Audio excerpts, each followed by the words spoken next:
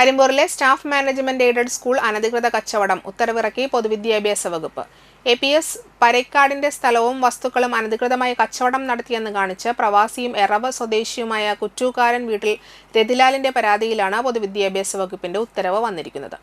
ഗവർണറുടെ ഉത്തരവ് പ്രകാരം അണ്ടർ സെക്രട്ടറി നൽകിയ വിധിന്യായത്തിന്റെ പകർപ്പ് പരാതിക്കാരന് ലഭിച്ചു. പരേക്കാട് APS സ്കൂളിന്റെ ഉടമസ്ഥാവകാശവും നടത്തിപ്പും കപ്പൽപ്പള്ളി മാനേജ്മെന്റ് സ്ഥാപനങ്ങളുടെ മാനേജർ ഫാദർ റോയ് ജോസഫ് വടക്കന് കൈമാറ്റം ചെയ്യാൻ നൽകിയ അനുമതിയും പൊതുവിദ്യാഭ്യാസ വകുപ്പിന്റെ ഉത്തരവും ഭേദഗതിയും റദ്ദാക്കിയതായി ഉത്തരവിൽ പറയുന്നു. പൊതുവിദ്യാഭ്യാസ ഡയറക്ടറുടെ നടപടിയും രജിസ്റ്റർ ചെയ്ത തീറാധാരവും ഇതുവഴി റദ്ദാക്കാനും നിർദ്ദേശമുണ്ട്.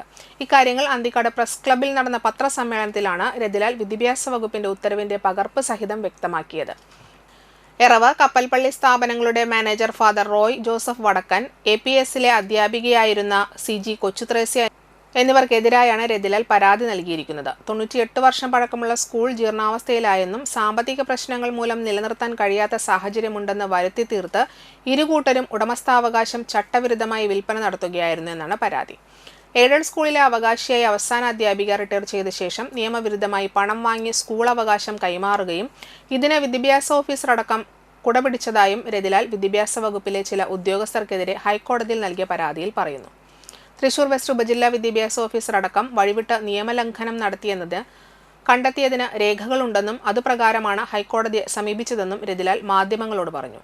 ഹൈക്കോടതി ഇടപെട്ടതിനെ തുടർന്നാണ് പൊതുവിദ്യാഭ്യാസ വകുപ്പ് തന്നെ ഉത്തരവുമായി എത്തിയത്.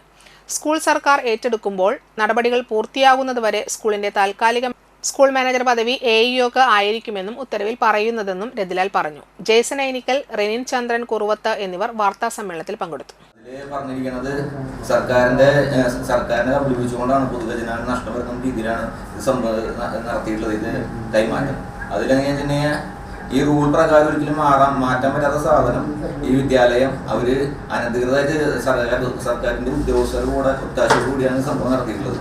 അപ്പൊ അത് വിധിന്യായത്തിൽ കറക്റ്റായിട്ട് ഹൈക്കോടതി സർക്കാരിന്റെ നിരീക്ഷണവും എല്ലാം വെച്ചിട്ടുള്ള ഒരു 10 പേജിന്റെ ഒരു PDF നിങ്ങൾക്ക് നൽകുന്നുണ്ട്.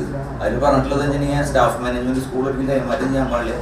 ആ കൈമാറ്റം ചെയ്തത് റദ്ദാക്കാണ്. പിന്നെ അവർക്ക് ഉടമസ്ഥാവകാശം മുന്നേ ക്യാൻസൽ ആക്കിയിരുന്നു.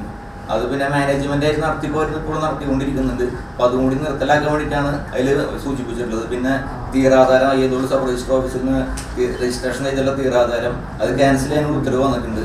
ഇത്രയ്ക്കാണ് അതിൽ സംക്ഷിപ്തമായ രൂപമുള്ളത്.